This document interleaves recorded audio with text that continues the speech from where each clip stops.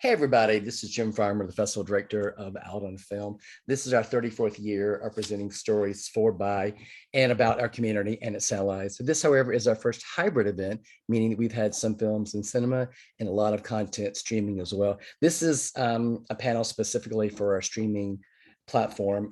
We're going to be, this is called Georgia on Our Minds, and we're going to be talking to Atlanta-based LGBTQ filmmakers to find out a little bit about more what they're doing, how the landscape of Atlanta has changed, and what we can see or hope to see in the future. So thank you all for joining us today. I know you're all busy, so thanks for taking the time.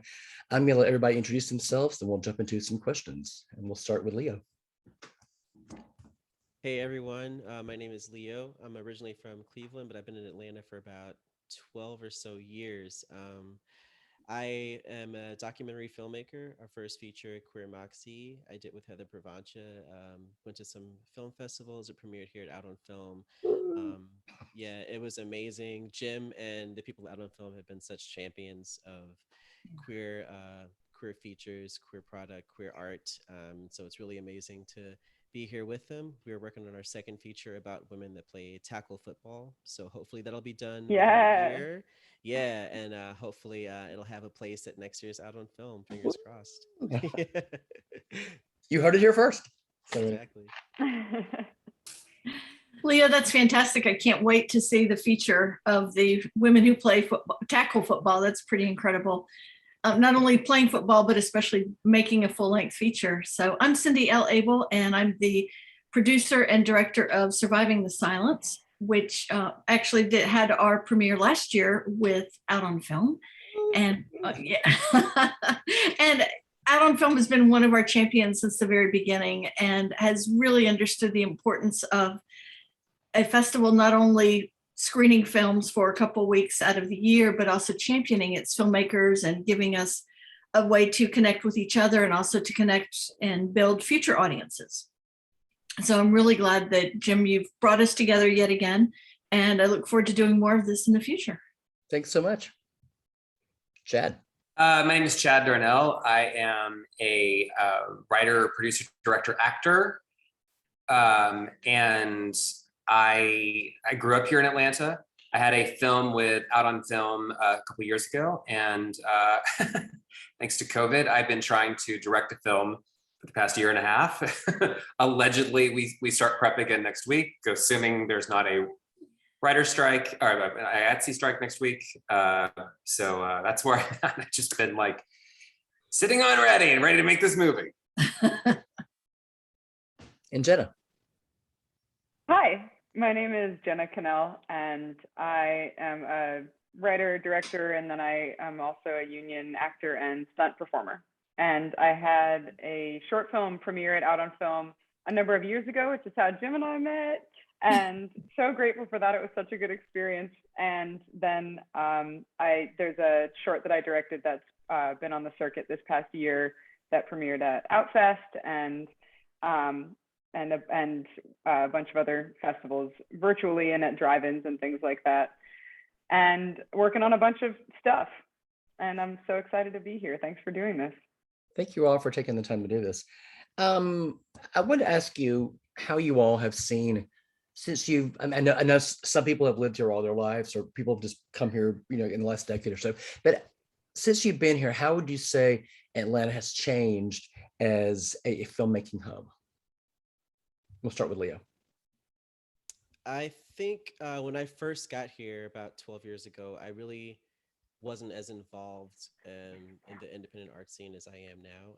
I was just starting college at Georgia State, but I've seen it grow in a pretty big way. There's a lot of artists coming into the city for a lot of commercial projects, but independently, there's a quote that Kiki Carr says in our first project, like, when someone says they're going to come to your show in Atlanta and in the South, they really come to your show.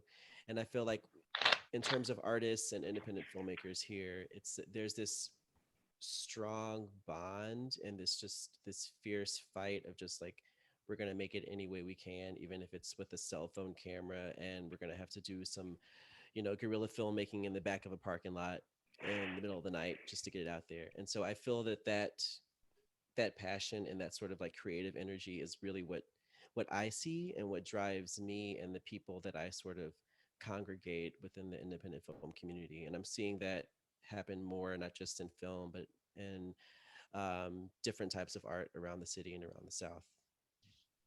Okay, thank you. Relate to that. When I first started, gosh, 15 years ago, I guess I decided I wanted to get into learning more about film and video and finding my place and my voice in that. And I didn't go to film school, but I knew people who were involved in that community, and they were incredibly generous, helping me to learn and also to bring me on set. I mean, I would do everything from, wardrobe on student films to whatever, catering, whatever it took in order to get on set and to start to see what was happening, very much on an independent level. And then all the way up through, as I was beginning to film my first documentary, Breaking Through, about openly LGBT electeds, people LGBT and not were willing to come and donate their time and donate use of their equipment or work for free or next to free. And so that was pretty amazing to me. And that carried through all the way up through my distribution deal for that. I had never in my life seen a deal memo until Chad Darnell was so generous. And he sat down with me at lunch and where was it, Chad? In Fort Worth, Texas, I think. Yeah. And I just asked him all these questions, and he was so kind and so open. And, even though I didn't know anything, he didn't treat me like I was ignorant. And, when we started getting a couple offers, he let me run them by him. And he even shared with me one of his deal memos. I'd never seen a deal memo in my life. I didn't even know what to expect. And that has meant the world to me. And I have seen that a lot in the community here. And I've seen that it doesn't show up with quite so much generosity in other communities. And so there is something special about being in Atlanta and being able to invent or reinvent ourselves, that people are willing to step up and help us if we ask them for help. Yeah, I agree.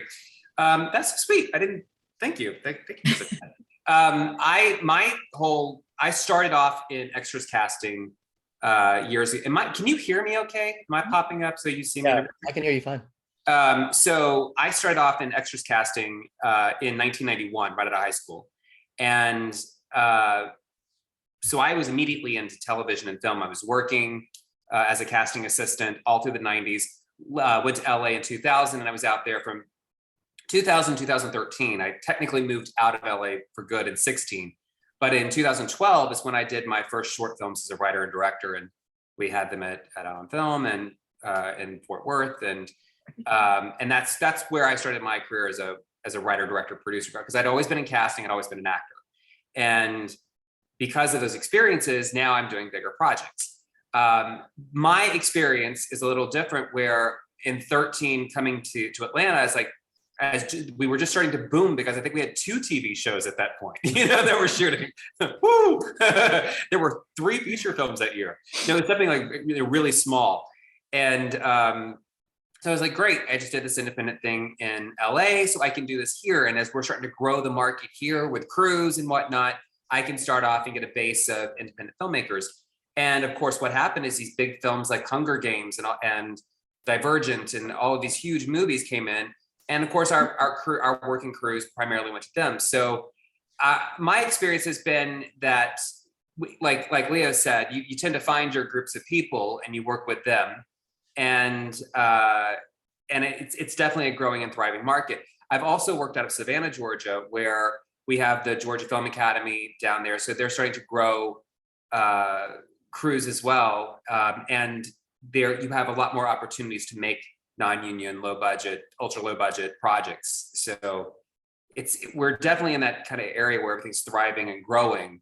And we need that support from investors and other filmmakers to help us get these projects made. Mm-hmm. Yeah. Yes, similar to Chad, I also lived out in LA for about 4 years and was working out there. And I have a lot of really good experiences from living out there, but then at the same time, I did find it was much harder to form a community in the way that I have here. And here it's just like, Cindy, Leo, you were both kind of alluding to this too, that it's people just want to make stuff and collaborate with each other, and it's easier to see the same people over and over again. And like, now that I've met you guys, I'm sure we'll see each other again. And that sense of community I found it's much easier to establish here. And there are so many people here that are multi-hyphenates, and so there's so much freedom, like you were saying too, to do that. Of like, part of my path to directing was doing a ton of assistant directing because I wanted to learn about how a schedule is built, how it's maintained or not, and how the engine runs. And it was really easy to get into that here, and really easy to get a lot of experience doing that pretty quickly in a short amount of time. And there's less gatekeeping in certain good ways, and then there's more gatekeeping in not so good ways, which I definitely think is some of where we are still working to break through. Mm-hmm. Also, it's very funny that you were just talking about meeting in Fort Worth, Texas, because that's literally where I just got back from. I was doing a feature out there. Oh, that's great. Yes, it was very funny because I got there and they were all giving me crap about being from Georgia, and I was like, "You guys are in Texas. Let's not play this game. Let's not have this contest." Right. That's funny. Do you all know a lot of people in the industry who are moving from LA to Atlanta just to be part of the scene here, and because of what's happened in the last 10 years? And New York too. Yeah. Mm-hmm. Yeah, I mean, it's crazy. I live here in Midtown, and like all the buildings around me, like these big name actors from LA are now moving out here. And because big name actors, working actors, big working actors, like you see, oh, you were nominated for an Emmy. I'm moving here now to work, and especially, was it CAA that just decided they're moving? No, it wasn't CAA. It was UTA. Who's moving out here? UTA is moving. UTA is moving. Yeah. So that's yeah, it's changing. Yeah. Question for all of you. Again, we'll start with Leah. How important is it as storytellers and filmmakers to have LGBTQ voices and diverse voices in your work? That's honestly like the prime reason why I do what I do. I currently have only done documentary. I have a lot of ideas, and I'm currently prepping for hopefully some shorts in the feature narrative later on. But the main reason I make art and the main reason I tell stories is to shine a light on people that don't normally get to see themselves on screen and haven't for so long. Luckily now it's changing. Luckily now, because of festivals like this and how much it's grown, it is changing. I think the Shorts Festival was on Thursday. Yes. And I saw like so many different versions of myself that I haven't seen in freaking years. Like I remember I would go with my mom to Blockbuster and just like search for the gayest thing I could find, and I would just take it home just to see a gay dude or a lesbian. I remember watching the movie, it was called Just Like Chocolate, I think, and it was a lesbian love story, and I was like, oh, this is so great. It was like the first thing I'd ever seen. But now, like I only create to make things to see myself, because I've never been able to do that before. So if that's not a part of what I'm doing, I'm not going to do it. So. For me, it's important to have diverse voices. Definitely LGBTQ folks, making sure that we have representation on screen and that we have it in a way that's an accurate reflection of our lives. And I've also found it very interesting using non-LGBTQ folks as part of my crews, again, based on just relationships I developed doing commercial work or being hired to direct or to produce for different agencies. And they have also added a certain dimension, if you will, a certain depth to the two documentaries, for example, that are LGBTQ focused. And they bring a certain perspective that has actually really added some texture to it. Because yes, I want to see ourselves on screen, and I want these stories to reach a broader audience. And with having their perspective, it's allowed me to do that. And so having people from all walks of life has really, I believe, made my work better, the final result, and also made my own work experience and therefore my life better, because it's opened me up to new ideas and new ways of experiencing other people's life experiences. I kind of had that weird position where, as a casting director, we want to cast LGBTQIA cast members in these projects, but we also want to cast them in roles where they normally wouldn't be cast. So like in my film that's coming up, I have a bunch of well-known LGBTQIA actors that are playing roles that are not necessarily like the gay guy or the trans woman. And it's the role that it is. I just worked on a film recently that was the bane of my existence. I've talked to Jim about this. It's cool. But we had, it will be a gay film that comes out at maybe. And oh God, it was a nightmare. Nightmare. But I pushed. I was going to pull these producers down the block if I had to. We're going to cast gay actors in gay roles, especially for this film. When we have the opportunity to cast them, we're going to cast real gay actors in these roles. And you know, Jenna, you know as well as I do, especially in this market, there's not a lot of out gay actors. So you know that immediately your pool is shrunk big time. But I did find that a lot of our working LGBT actors that normally have a higher quote at this point, God bless them, because they've been working, they worked at a lower rate because they wanted to be a part of a successful gay independent film. And when it came to casting some of the other larger roles, like the name roles, I mean, we're casting gay actors here. We're not bringing in Danny DeVito for this role. I said it was a nightmare.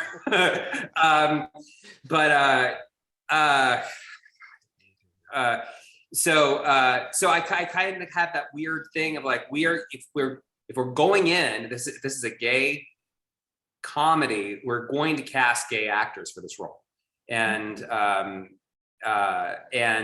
also vice versa. When I have a project where I can cast gay actors in roles that we don't normally see them representing, I want to cast them there as well. Yeah, I will certainly echo this sentiment of wanting to see more queer stories that are not coming out stories. Not that those aren't important. They are obviously very important and everyone's is different, but at the same time, yeah, it's like, you know, it's so refreshing when we see stories about people that just happen to be queer and that's not what the story's about. And it's not this big, will my parents find out or won't they? Even though those stories are still important, it's nice that it's slowly starting to expand into, like you're saying, other, you know, places where we wouldn't conventionally see that. And I think when people who are marginalized in any way are involved in a production, the hiring process becomes inherently more inclusive because you're already thinking about that, both in front of and behind the camera. I think it's incredibly important. I also think everyone's a little bit queer, but not everyone agrees with that sentiment. But yeah, I think not diversity for the sake of it, but inclusivity is really, really important, both in front of and behind the camera. And diversity. And giving, sorry, no, it's finished. Sorry. No, just that it's not just hiring someone to check a box, because that's certainly happened to me, and I'm sure has happened to all of you in different ways. But hiring someone and then giving them autonomy in what they're doing and giving them a say and actually making it collaborative rather than just using them as a token. That I want to piggyback off of that. Is that where you're going? Yeah, because I mean, I'm so happy that like producers and people that are putting out product, like they want to, like, I want a trans woman who's overweight and Asian and missing a leg. And it's like, we're not sorcerers when it comes to casting. Like, I appreciate the fact that you want the diversity of trying to check off every box in one character, but be mindful of the market and the resources and the talent that we have here who want to be a part of that storytelling, but might have two legs. And you know, like it's people sometimes are just trying a little too hard in pushing through. And it can get exploitative too. Yes. And I see this also from my brother is disabled, and I see the same thing in the like ableist space of Yeah, we want someone who like has Down syndrome or is in a wheelchair and is clearly disabled. And it's like, okay, well, that doesn't represent most disabled people. You know, let's think outside the box. Yeah. So important. Well, and I think it's interesting what you said, Chad, about trying to roll up all these different boxes that need to be checked, all these characteristics into one person. It's like, why not spread them out? You know, instead of having a great description that you gave, let's have, you know, maybe one person who does only have one leg and one person who is overweight and one person who is trans, you know, all of those things. To me, that ends up being a much more inclusive movie. Yeah. Than just having everybody who looks the same, except for this one person over here. And it's so obvious. Oh yeah, they checked that box. Yeah. It also looks more real, like the real world that we exist in. Yes. Exactly. Right. Yeah. Yeah. Yeah. I wanted to ask, I know that we tried to do something similar in Out on Film maybe 10 years ago, bring LGBTQ filmmakers together. And I think at the time, there were like 3 or 4 that I knew. And I'm kind of astonished that, you know, now there's just so many more people here.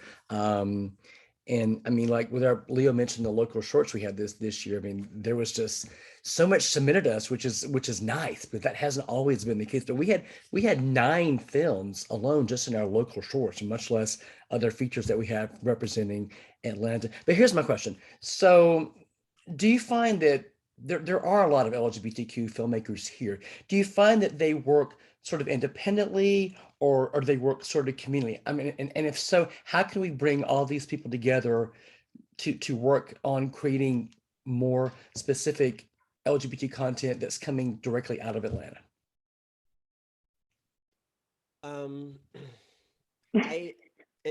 That's a hard question. And I think that it just depends on the type of person. For me, the first project I worked on, the first feature I worked on, was with my film partner in the second movie, Heather Pravancha. But you know, personally, I have more of a, I hate saying this word because it sounds like I'm being like, you know, but an auteur kind of like, I like to have a hand in the editing, the music, the directing, and the promotion. Like I like to have a hand in all of those parts. So that's how I've been working. So I guess it's more of like an independent sort of vibe.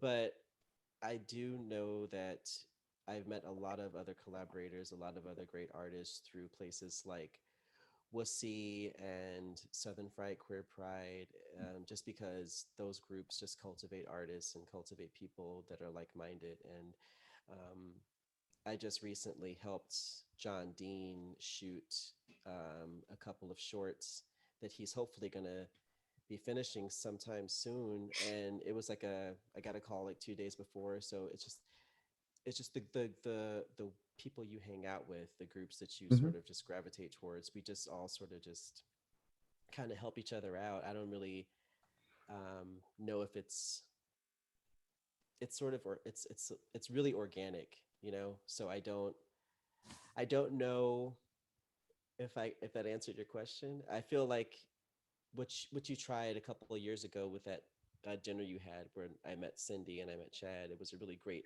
moment where we got to sit and talk to each other, because I really had no idea what I was doing when I made that movie, and meeting 2 people and going to the film festival and sort of having this place where I was able to talk to people that knew a little bit more. It was really great, and hopefully that can happen more. I don't really know how though. Sorry. Okay. I agree with the independent part of it, because like a lot of times as stuff that I've created, like even the PSA that we did for the stripper PSA that we did earlier this year for Asif and Warnock, Axel rolled us and we came up with the idea together, like we needed to produce it. So we needed to hire a crew, and John and Mitchell was able to help me put together a crew. I don't have a crew here in Atlanta. My last film, Untrigger's Wife, shot in LA. I'm going back to LA to shoot it there just because that's where my producer is based, and it's an LA based, it's a Hollywood story. So we're not faking it here, unfortunately. So I have a crew there. We need to, I will say that one thing we need to identify is those crew members that have camera, that have gear, that have grip and electric, that whether they're queer or not, that are willing to be a part of these projects, because finding them is like finding a unicorn in this town. Because I know when I put out a call for like, I'm looking for an editor, I'm looking for a cinematographer, it was crickets. And like, I can usually, if I'm going to produce the project, I'm usually not begging for money. Or if I'm begging for money, I'm not putting it on Facebook, but I definitely need a grip. So that's been one of the big issues that I've seen. And I'm going to also go back to, you said you had 9 local shorts from this past, that were this year. And that was in the middle of COVID, where, I mean, like we've basically been shut down for 2 years. So like you've had that many local filmmakers in the middle of a pandemic. And even 3 years ago, you didn't have that many people. Yeah, and we could have had even more, but I mean, I can't make a 4-hour shorts program. This already was 2 hours. I mean, But I mean, back when when was Queer Moxie, Leo? What year was that? That was 2015, 2016. 15, yeah, it was 15. I remember you when you did the event over at the Jungle? Jungle, yeah. Jungle, yeah. Jungle, yeah. Yeah, I remember when you did the event there. It was like 14, 15. So, but I remember that being like after when my film came out. And I remember when Birthday Cake came, like I think Cindy and I were like one of 2 filmmakers in town. There was like one other filmmaker at that point, and like nobody was really making stuff. So it's like, yeah, anybody with an iPhone now can make a movie, which is great. But I mean, we have the technology and we have the talent now, because people do keep moving here. When you start to ask those people, like, where did you come from? They weren't here 7 years ago, for the most part. Did you have any comments, Cindy? I was just going to say, I loved what you had put together the dinner, and then right before COVID, I believe you're trying to gather people together again, and then, thank you, pandemic. But for me, it would be helpful, especially as I look to go off from doing documentaries predominantly and get more into the scripted space. I really need to reach out and meet more people with whom to collaborate. I can't go to Chad for everything all the time. I'm sure he'd appreciate it if I cast a bit of a wider net. So, now Jenna and again, Leo, you're now in my little sphere.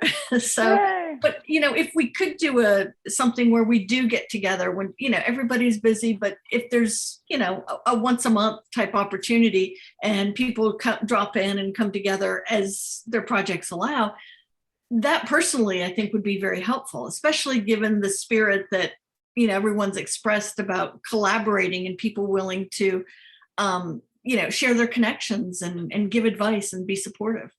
Yeah. Yeah, and I would jump on to both that and also what Leo was saying. I think film festivals, in a way, I mean, it's unfortunate because now I know we don't really know what they're going to look like, but in a way that they were and are kind of the answer, because I feel like when you go to something like Out on Film, you already kind of know what space everybody is in, and it's a great way to network and meet other people. Mm-hmm. Like that's one of my favorite things one of the things I miss so much about the way film festivals were, is that it was just such a good way to meet people in our community and like-minded people and people who do different things that you may need. And by the way, I do know a queer editor, if you are still looking for that. But yeah, because I think a lot of I think the people, because I agree that I always want to meet more people too, but the people that I have met thus far have been from just working, like you guys too, I'm sure, of just like getting on other people's sets and seeing like, oh, I enjoy spending 12 hours a day with this person, like, and then I happen to find out that they're queer or this or that because we're spending so much time together, and now I can, I keep like a document of like everyone I've met and what they do and where they're based, and just like collecting that over time and networking, which obviously looks different now than it did, but I think there will be a form of it, and there is. We're just figuring out what that is together. Yeah. This also sort of like goes back to the idea of like safe spaces, because Yeah.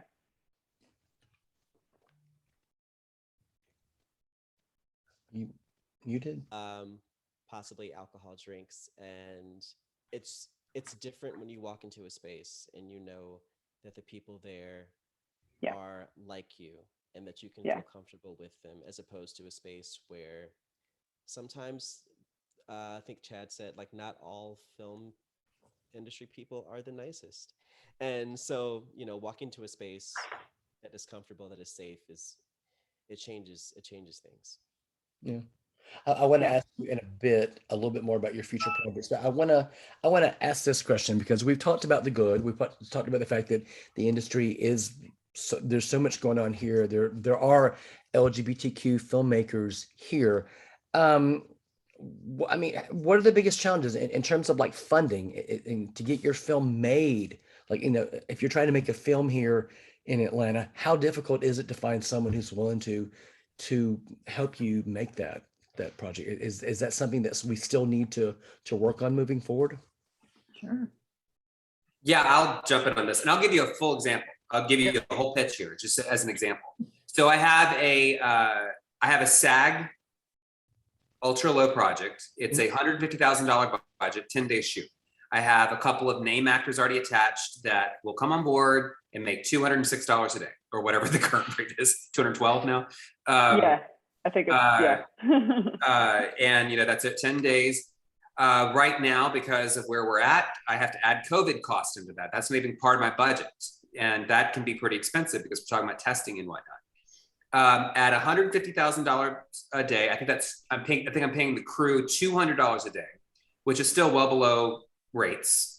You know, but at that, that's the non-union rate. So we all know non-union people. Most of our stuff is shot non-union.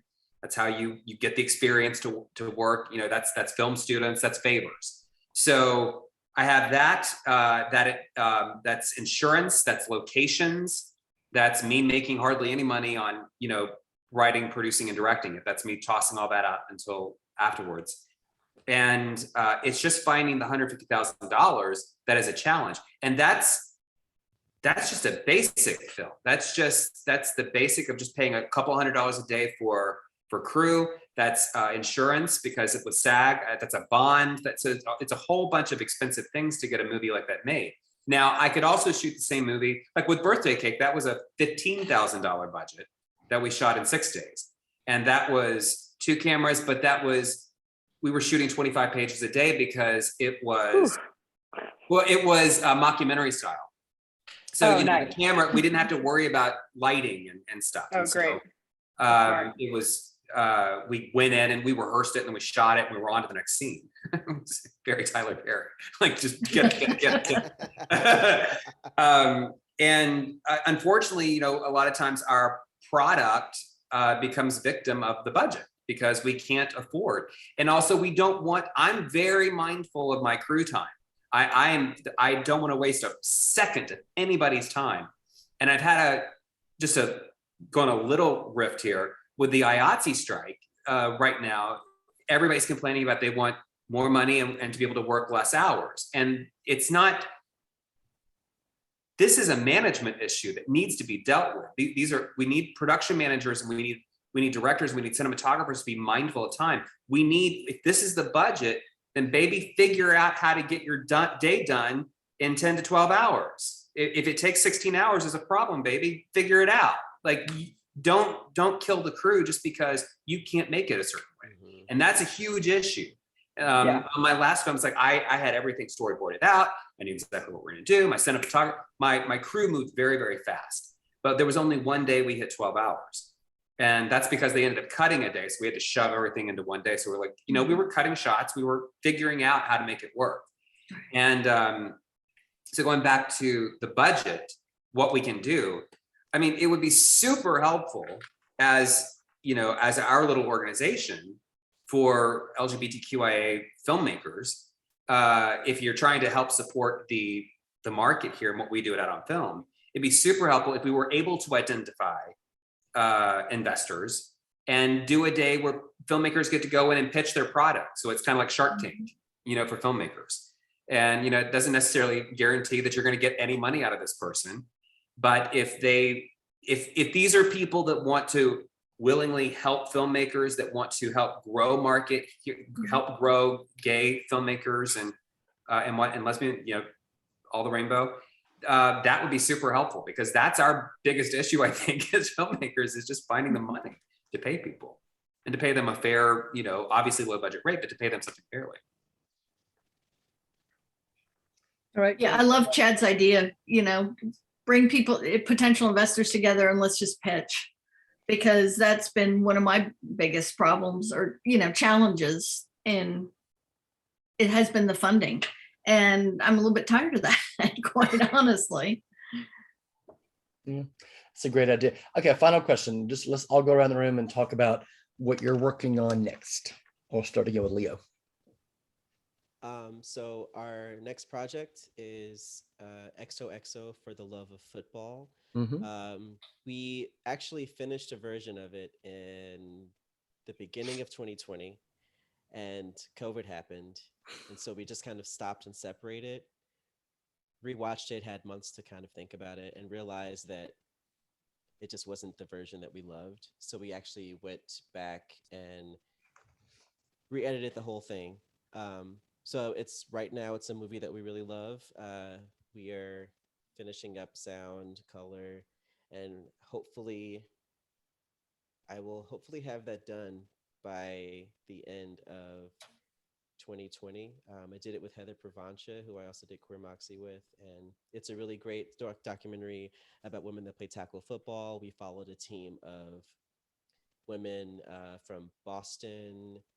Hey. A little bit, we followed a team from DC, the DC Divas, and the team here is the Atlanta Phoenix. And so it's not about one team specifically. It's about a combination of different types of women that play tackle football, the women behind the helmet, and just how the struggles they have, but more so a celebration of these women and the joy of the sport. So, yep. Very cool. Oh, I can't wait to see that. I know. Yeah. It sounds amazing. Yeah.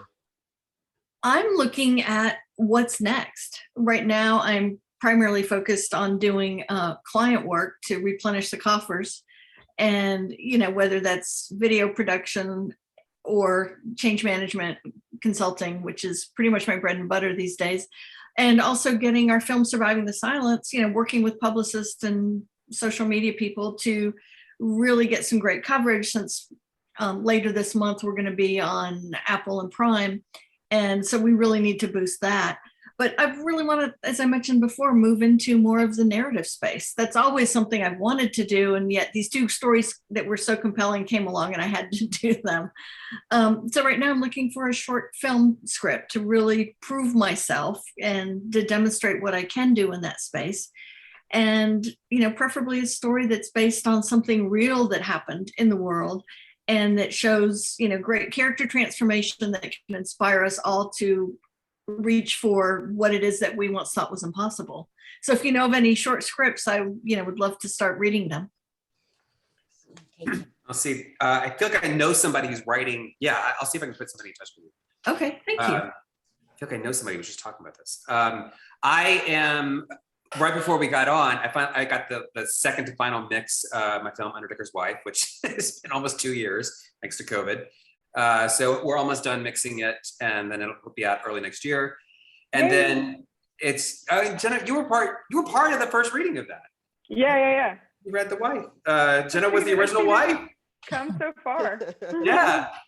So and then The Intelligent, we were supposed to start July of 2020, and then of course, that all of last year happened, and then we were going to start in March of this year, and then we couldn't get one of my actors from London, which pushed us 3 months, and then at that point we recast with a really great actor, and I can't talk about the names yet, but they're good names. They're really good names, and right when we were getting ready to start, a studio acquired us, which is great. So that was great, but then it pushed us more.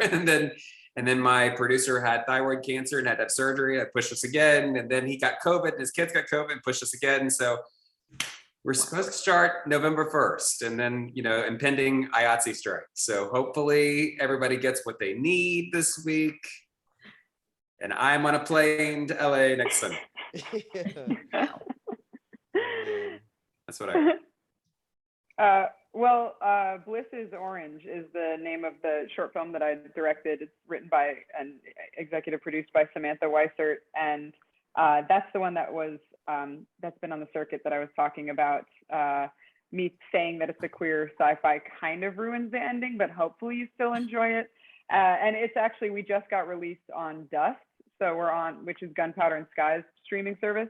So they just put it on YouTube, so go check it out. Bliss is Orange. I'm really, really proud of how that came out.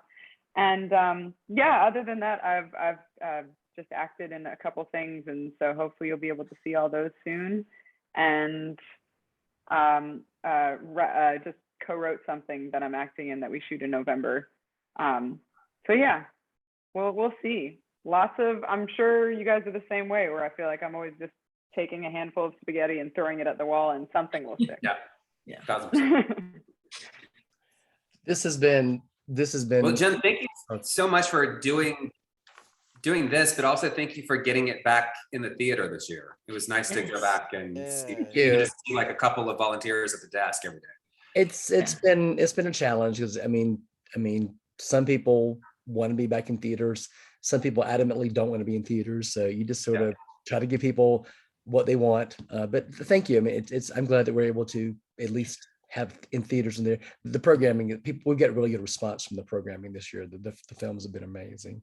So anyway, thank you all for this amazing chat today. I look forward to continuing to work with both of you and sort of seeing where you are in 3 months, 6 months, and where we are going in the future. And thank you again for a great chat today. Yeah. Bye, guys. Thank you for doing this. Thanks so much. Yeah. everybody. Wonderful to everybody. meet you, Leo and Cindy. Yes, You too, nice to meet Jenna. you, Take Jenna. care. Thanks so much. Bye. Thanks, Jim. Bye. Bye.